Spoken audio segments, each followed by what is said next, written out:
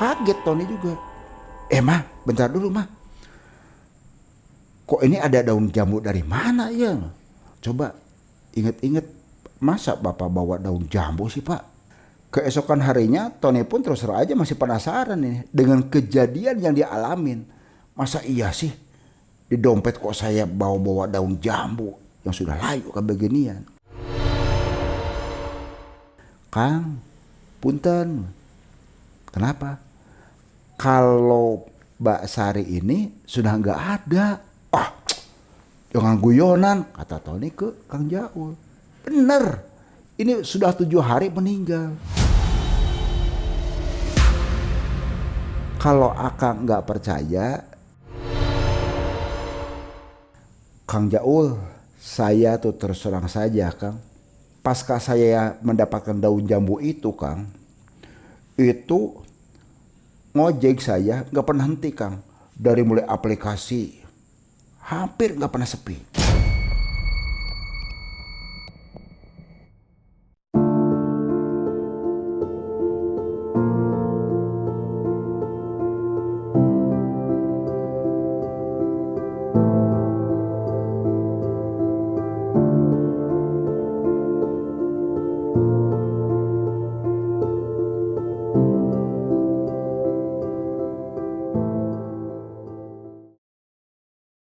Bismillahirrahmanirrahim. Assalamualaikum warahmatullahi wabarakatuh.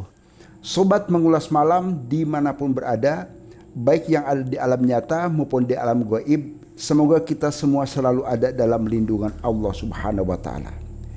Di kesempatan malam hari ini, Abah akan menceritakan satu kisah yang dibagikan oleh teman Abah sendiri, yaitu Kang Jaul dari kota Cirebon. Kang Jaul menceritakan satu kisah yang dialami oleh temannya. Ya ini sebut saja adalah Tony. Di mana Tony menceritakan perihal pengalamannya dia di saat lagi membawa penumpang. Perempuan cantik, rambut panjang, biasa namanya ojek, memberikan sesuatu. Ada apa dengan cerita yang Tony alami? Jangan pernah di skip tayangan video ini supaya tidak gagal paham. Bila mana dari sobat mengulas malam punya satu kisah ataupun cerita mistis, silahkan dikirim ke alamat email kami. Insya Allah nanti Abah akan ceritakan.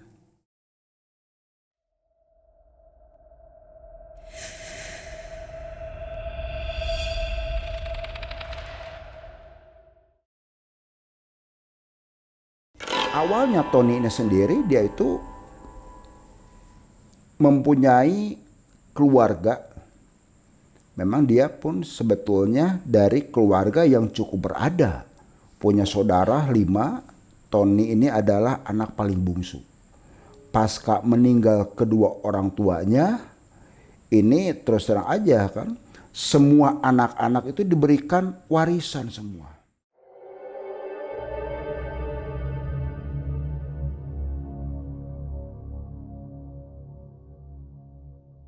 Anak yang paling besar ini dia bekerja di salah satu perusahaan dan mempunyai posisi yang cukup mapan.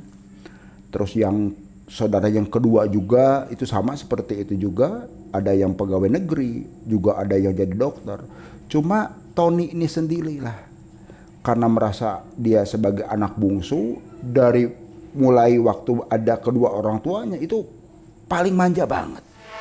Paling manja segala sesuatunya. Setiap keinginan, kemauannya Tony ini harus dipenuhi. Karena kehidupannya yang terlalu manja, pernah satu ketika di saat katakanlah dia awalnya bekerja di salah satu perusahaan, cuma nakal. Suka judi dia tuh. Ujung-ujungnya apa? Uang perusahaan dipakai.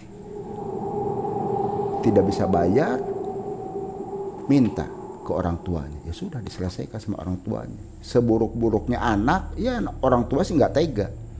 Nah pasca itulah orang tua nggak ada, kehidupan Tony juga kebetulan dia sudah beristri dan punya anak 2, usaha juga sudah tidak jelas segala macam. Di saat ada kesulitan, ujung-ujungnya apa? Ke saudara-saudaranya. Sebut saja di sini Kang Ardan. Tony datang ke Kang Ardan. Kang, nah apa Ton?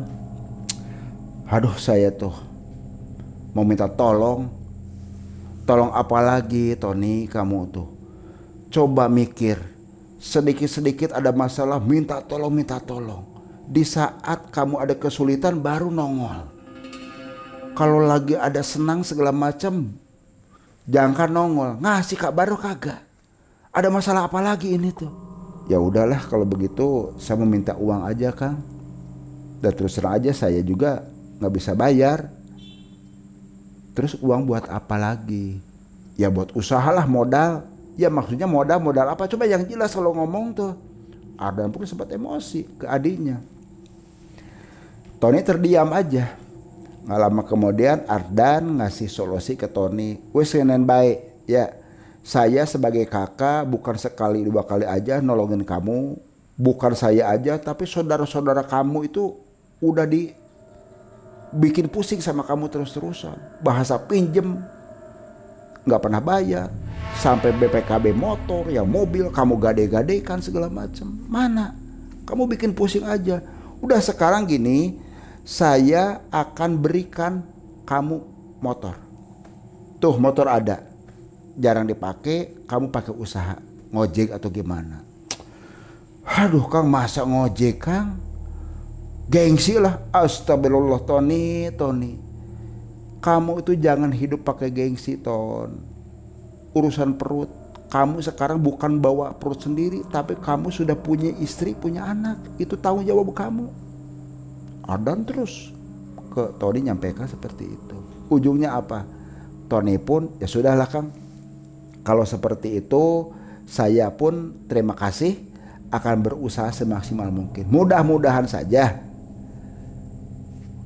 syariat dari Akang membantu saya sebagai adiknya, usaha ngojek ini bisa berjalan. Ya udah, tuh nanti kamu ambil nih SNK, nih kunci. Udah makan belum kamunya? Belum. Sana makan dulu. Jadi Tony pun langsung ke dapur makan segala macem. Nggak lama kemudian pamitan, nggak lupa namanya seorang kakak gitu kan, kepada adiknya yang memang belum bisa mandiri, dikasih uang. Pulang aja Tony sambil bawa kendaraan roda 2 nyampe ke rumah. Nah keesokan hari Tony pun ini dengan penuh rasa semangat dan percaya diri keluar dari rumah ngojek gitu kan. Daftar.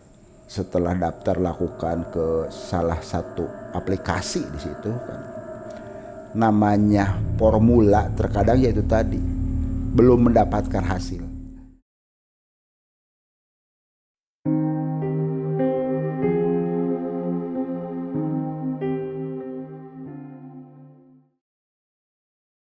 Satu hari dia masih jong, pas kedua hari itu dapat penumpang paling cuma 3. Itu kalau udah bersyukur lah buat dia sendiri. Masih bisa untuk berbagi kepada istrinya. Beberapa hari kemudian, kurang lebih sekitar perjalanan 1 bulan lah. 1 bulan, tepat kala itu ada WhatsApp yang masuk. Nah udah gitu Tony pun langsung meluncur ke titik lokasi. Itu malam, kurang lebih sekitar jam 1-an lah. Ke titik lokasi, ternyata itu perempuan. Pakaiannya memang sih pakai daster putih, rambutnya panjang. Si perempuan tersebut langsung aja naik, bawa aja sama Tony ke tempat yang dituju tadi. Lama kemudian dia memberikan aja uang. Oh makasih Pak, Neng ya Pak, terima kasih Neng, saya terima uangnya. Lama kemudian berangkat ya Tony itu. Berangkat karena waktu juga sudah pagi itu kan. hari itu dia cuma bisa ngangkut penumpang hanya dapat 3 gitu kan. Masuk rumah istirahat, pas paginya dia ngasihkan ke istrinya, itu Tony merasa kaget. Kok di dompetnya itu ada daun jambu yang sudah layu. Kaget Tony juga. Mah, bentar dulu mah. Kok ini ada daun jambu dari mana ya? Coba inget-inget, masa bapak bawa daun jambu sih pak? Keesokan harinya Tony pun terus terang aja masih penasaran nih dengan kejadian yang dia alamin. Masa iya sih di dompet kok saya bawa-bawa daun jambu yang sudah layu kan beginian. Nah dia pun buka HP lagi, ditelusurin nih dari aplikasi yang jelas di situ, dari mulai titik penjemputan, nama pemesannya sampai ke arah tujuan. Ditelusurin, nyari-nyari, dan ketemulah dia itu sama yang menyampaikan cerita kepada Abah, yaitu Kang Jaul. Pak, nyari siapa pak? Ini pak, saya tuh semalam nganterin ini nih, diliatin. Oh, Mbak Sari? Iya, nggak tahu ini. Punten, emang kenapa? Nggak, tadi malam tuh saya nganterin dia dari pasar, nganterin, minta diantar ke sini. Nah terusan dia ngasihkan uang. Ya saya sih terserah aja. Pas dibuka di rumah keesokan pagi kok daun jambu nih, lihat Kang. Astagfirullahaladzim. Kang, punten. Kenapa? Kalau Mbak Sari ini sudah nggak ada. Jangan guyonan, kata Tony ke Kang Jaul. Bener, ini sudah 7 hari meninggal. Kalau Akang nggak percaya, ya maaf nih ya, saya antar langsung. Ini sebelahan rumah dengan saya, cuma 2 rumah dari saya. Karena Tony juga penasaran, diantar sama Kang Jaul. Itu jelas dilihat oleh Tony sendiri, masih ada bunga turut berduka cita di situ atas meninggalnya Sari. Dari pihak keluarga Basari pun ini mau membayarkan lagi, mau ganti uang. Cuma dari Kang Tony nyampaikan, gak usah, terima kasih, biar aja. Semoga aja almarhumah ini diterima iman Islamnya, diampuni segala kehilapan segala macam, dan ini mudah-mudahan aja ada rezeki lah buat saya, kata Tony kepada keluarga almarhumah, dan disaksikan oleh Kang Jaul. Setelah selesai itu pamitan aja, pulang. Ini si daun jambu sama Tony itu terus aja disimpan di dompetnya tuh. Dia bercerita kepada teman-temannya sama ojek online segala macem, bercerita, namanya kumpulan gitu kan, masuk di warung kopi. Waduh, itu jangan dibuang, bokatan baik sampean oleh rejeki, kata teman-temannya. Tahayul koi begitu, namanya juga kita kan bokatan, siapa tahu. Dari cerita-cerita itulah Tony pun dia meyakini apa yang disampaikan oleh teman-temannya, disakuin. Nah pas malam, tepat hari itu Kamis malam Jumat lah, di saat Tony tertidur, itu kehadiran sosok yang memang pernah diantar oleh Tony, yaitu Mbak Sari tadi. Pakaiannya putih semua, pakai kayak daster gitu, rambutnya panjang. Nah terusan juga cuma wajahnya ini pucat pasi. Dia tersenyum ke Tony dan hanya memberikan satu isyarat dengan anggukan seperti ini. Tony pun langsung terperanjat. Nggak lama kemudian hilang aja begitu. Apa yang terjadi? Pasca Tony mendapatkan daun jambu tadi, hasil pemberian dari almarhumah Mbak Sari, di saat dia lagi tertidur, seakan Sari itu sering datang ke dia sendiri. Awal sih terkaget dia sendiri kan. Awal merasa terganggu. Sampai tidur jam 12, termimpi terbangun. Seperti itu aja. Nah, 2 tahun berlalu, Kang Jaul sendiri ini menghadiri resepsi pernikahan salah seorang temannya di salah satu hotel terdekat di tempat Kang Jaul tinggal. Ke sana, kebetulan Kang Jaul juga sama istrinya. Pas lagi makan, dia perhatikan sosok laki-laki di situ kok pernah kenal gitu kan. Setelah selesai makan, Kang Jaul langsung mendekati si sosok laki-laki tadi. Kang, saya tuh pernah kenal Akang lihat, tapi punten ya kalau salah, kata Kang Jaul. Oh iya, benar, ini saya juga pernah ingat Akang. Ini saya Tony. Astagfirullah. Yang dulu ngojek itu kan, iya benar. Loh kok bisa samaan di sini? Enggak, ini kebetulan yang nikah ini keponakan. Jadi anaknya kakak saya nomor 4. Ini saya yang paling akhir, yang paling bontot kalau saya sendiri. Gimana masih ngojek kita? Nanti cerita panjang Kang. Sok, gimana udah makan belum? Udah sok, enak dulu makan dulu. Jadi Tony pun dekat langsung sama Kang Jaul tuh. Dekat. Setelah selesai itu minta alamat aja Kang Jaul tuh ke Tony. Karena sibuk juga Tony itu kan, banyak tamu pada hadir di situ. Keesokan hari Kang Jaul pun ditelepon sama Tony. Datang aja Kang Jaul. Kaget Kang Jaul tuh. Lihat rumahnya Tony. Masa iya sih tukang ojek online rumah sampai semewah seperti itu, bertingkat. Terus juga ada mobil sampai 2. Ada mobil Honda Civic. Terusnya juga ada mobil Fortuner warnanya hitam. Awal sih ragu gitu kan.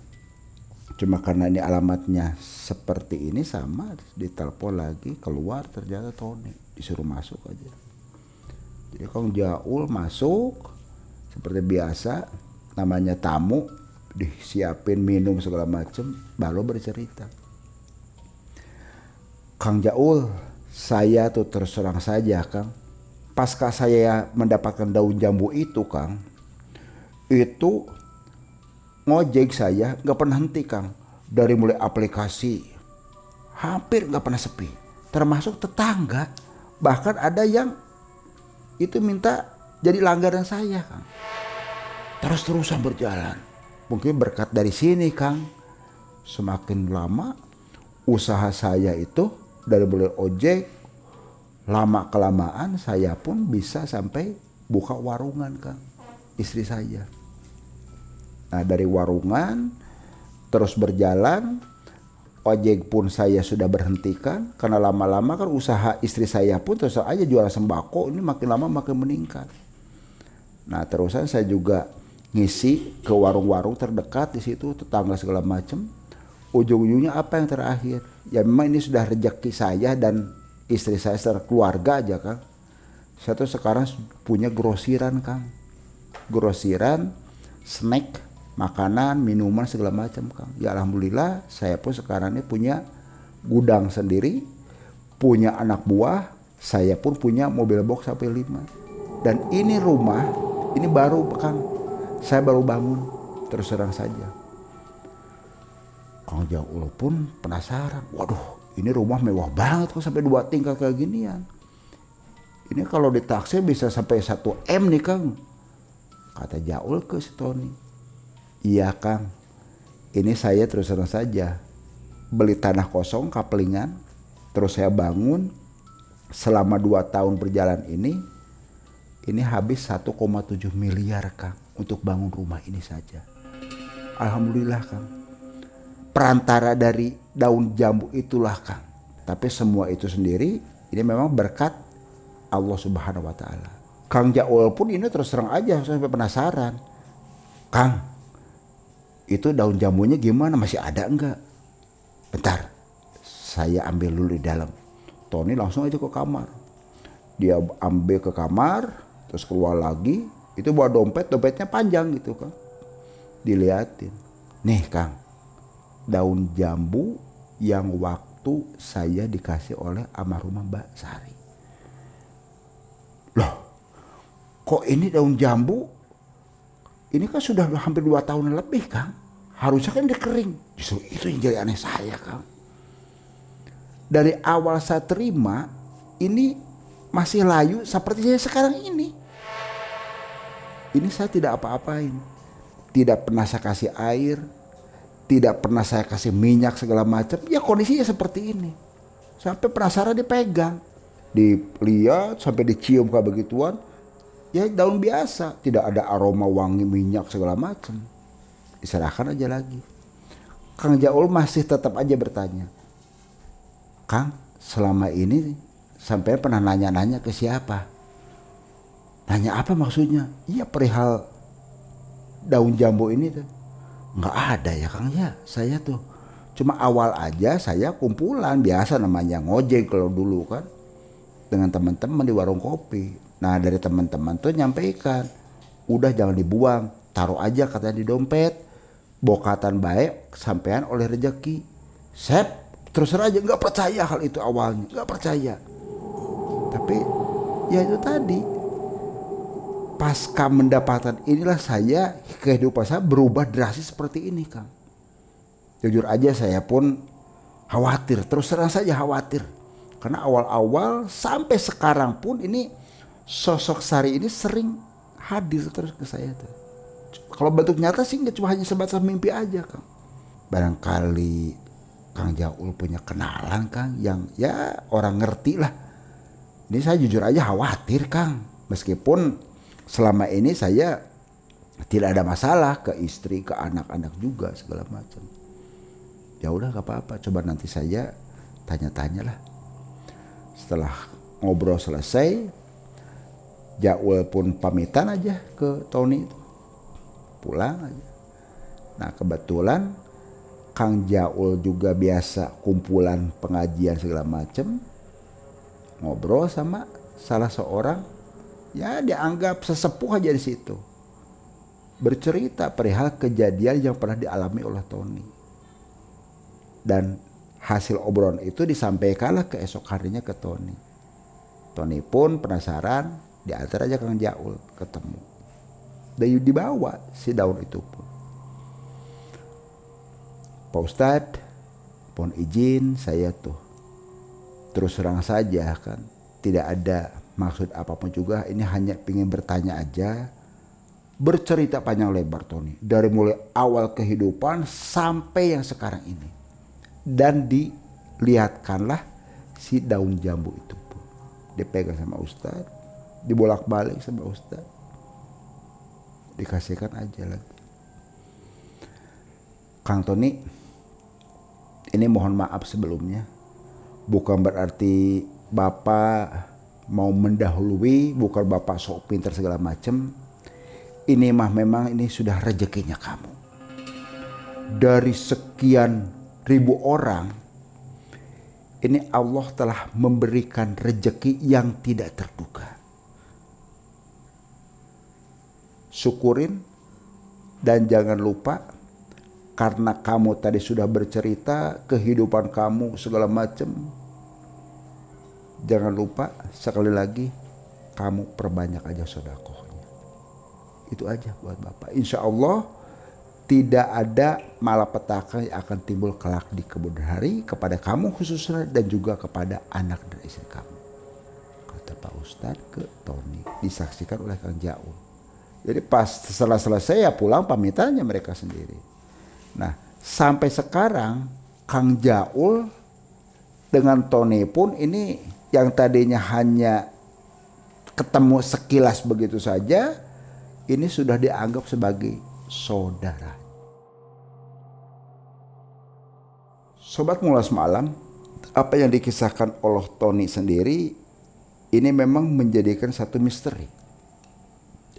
Apakah memang ini wasilah dari daun jambu itu sendiri, ataukah memang ini usaha yang Tony lakukan tanpa lelah, tanpa mengeluh, dia berusaha terus-terusan semaksimal mungkin, akhirnya banyaklah perubahan dalam tatanan ekonomi. Wallahu a'lam bishawab. Ingat sobat, jangan pernah takut jin dalam bentuk apapun. Geprek dengan keimanan dan ketakwaan kita kepada Allah Subhanahu wa taala. Ingat sobat, kamu tidak sendirian. Wassalamualaikum warahmatullahi wabarakatuh.